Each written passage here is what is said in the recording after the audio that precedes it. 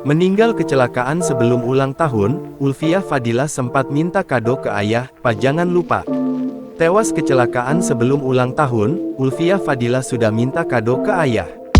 Diketahui Ulfiah Fadilah meninggal Sabtu tanggal 20 Juli tahun 2024 dini hari. Ulfiah diketahui mengalami kecelakaan lantaran menghindari dua orang yang menghadangnya dengan membawa senjata tajam sambil berteriak. Karena mencoba menghindar dari dua orang tersebut, sepeda motor yang dikendarainya oleng lalu menabrak pembatas jalan. Kejadian itu mengakibatkan Ulfiah mengalami luka parah pada bagian kepala hingga akhirnya meninggal dunia. Pada tanggal 27 Juli tahun 2024 mendatang, Ulfiah Fadilah akan berulang tahun ke-22.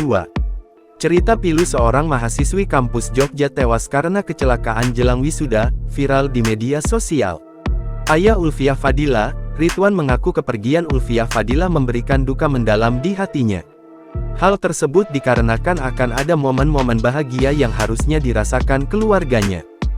Bahkan sebelum meninggal, Ulfiah Fadilah sempat meminta hadiah ke sang ayah.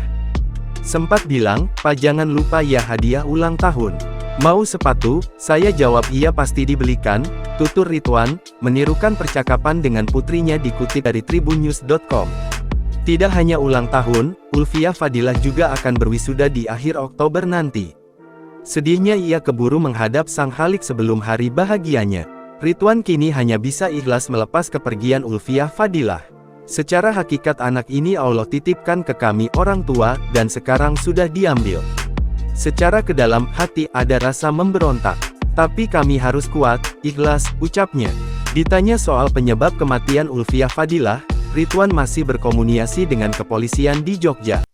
Download Tribun X sekarang, menghadirkan lokal menjadi Indonesia.